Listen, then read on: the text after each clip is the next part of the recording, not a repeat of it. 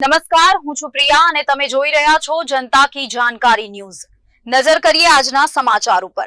ગૃહ રાજ્યમંત્રી હર્ષ સંઘવી અંબાજી પહોંચ્યા અને માં અંબાના દર્શન કરી ધન્યતા અનુભવી। તંત્ર, પોલીસ અને સફાઈ કર્મીઓની કામગીરીને બિરદાવી। ભાટરવી પૂનમનો મેળો ખીલી રહ્યો છે ત્યારે માં અંબાના આંગણે રાજ્યના ગૃહમંત્રી હર્ષ સંઘવી પહોંચ્યા હતા અને દર્શન કર્યા હતા।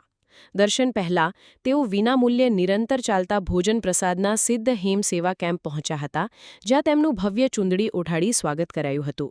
ત્યારબાદ પોલીસ બેન્ડ સાથે તેઓ પગપાળા પોલીસ મુખ્ય કંટ્રોલ રૂમ પહોંચ્યા હતા, જ્યાં જિલ્લા એસપી દ્વારા તમામ વ્યવસ્થા અને સુરક્ષાની માહિતી આપતા સીસીટીવી સર્વેલન્સની કામગીરીનું નિરીક્ષણ કર્યું હતું। હર્ષ સંઘવીએ અંબાજીમાં વિવિધ સેવા કેમ્પની મુલાકાત લઈ સરકાર અને સેવાભાવી સંસ્થાઓ દ્વારા કરવામાં આવેલી સુવિધાઓનું નિરીક્ષણ કર્યું હતું। એઆઈ ટેકનોલોજીના સમન્વયથી અસામાજિક પ્રવૃત્તિઓ પર બાજ નજર અને મેળામાં દરેક યાત્રિક ભય વિના હરીફરી શકે અને નિર્ભય બની દર્શન કરી શકે એ વ્યવસ્થાને બિરદાવી રાજ્ય સરકારે મા ભક્તો માટે કરેલી વ્યવસ્થાઓ અને આયોજન અંગે જણાવ્યું હતું। મંદિરના શક્તિદ્વાર પાસે જિલ્લા કલેક્ટર, મંદિરના વહીવટદાર અને દાંતાના એસડીએમ દ્વારા તેમને આવકારવામાં આવ્યા હતા અને ત્યારબાદ હર્ષ સંઘવીએ રાજ્યસભાના સાંસદ મયંક નાયકની સાથે અંબાજી મંદિરમાં દર્શન કરી ધન્યતા અનુભવી હતી તેમજ ભાદરવી પૂનમ મેળો નિર્વિઘ્ને પૂર્ણ થાય એવી પ્રાર્થના કરી હતી। હર્ષ સંઘવીએ જિલ્લા વહીવટીતંત્ર અને સામાજિક સંસ્થાઓ દ્વારા યાત્રિકોની સુવિધાઓ માટે કરવામાં આવેલ વ્યવસ્થાઓને બિરદાવી ટીમ બનાસ અને સેવા કેમ્પોના આયોજકોને અભિનંદન પાઠવ્યા હતા।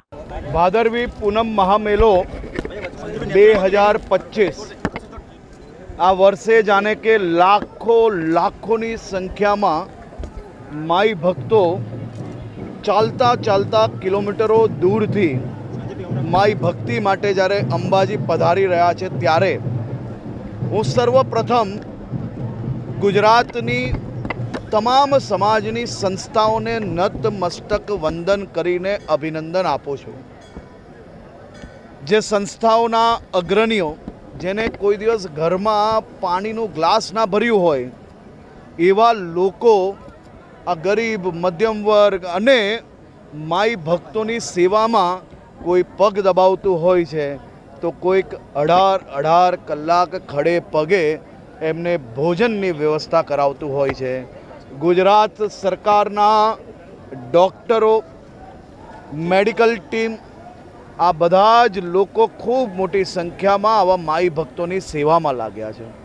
હું મારા રાજ્યના સૌ સફાઈ દૂત ભાઈ બહેનોને નતમસ્તક વંદન કરું છું।